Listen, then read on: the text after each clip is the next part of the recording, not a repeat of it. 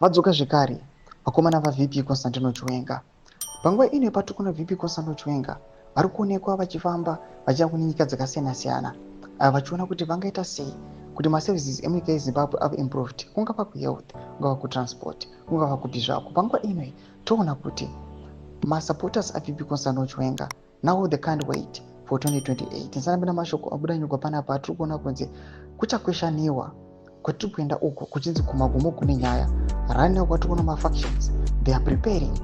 Imwe faction iri kuprepare kuti 2028 inenge takachitora kunokuoma supporters aVP Constantino Chiwenga achisupporta general kuti vanenge vapinda 2028. Obva subscribe like utambe bell kuti unda paendo yamuchizvirika muposta this picture muri kuona raVP Constantino Chiwenga iri kutanga kwegore rino vari ku National Heroes ekabudanyira achiti come 2028 we will support and vote CGDN Chiwenga, our new Zambia first secretary.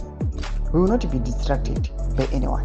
Ndo another faction wamuri kuona iri kuya ichisympathize ichiya ichisupporta ichachititumirana general no matter what. Kunyangwe madistractions kunyangwe zvakaita sei zvikauya tichamira navo general. Mashoko ari kuya panguva ino vanhu vari kushamisika navo vachiti aiwa amene kuchapera sei.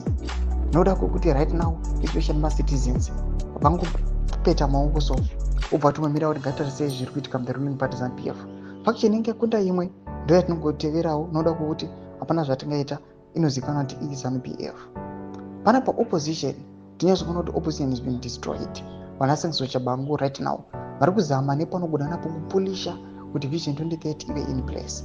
Mashoko ari kuya panguva ino tiri kuona kuti even ari kunosonjamisa akuita mashoko ekukama back ekudzoka zvekare muraundi rekupinda muactive politics. Panguva ino yemakoze kuti vanhu at the same time they are waiting for him, but vari kuya vachimubvunza another question yekuti even vakadzoka are they sure they are going to defeat? Yes, they can defeat the ruling party ZANU-PF, but them allegations ari married neZANU-PF nezeki inozikanwa kunzi vakomana vanombobika-bika vanozokwanisa here kuzostand up, kungava kuratidzira kana kufambisa nhau dzavo kumberi kuti vakwanise kuonekwa kunzi ndo vakakunda musarudzo.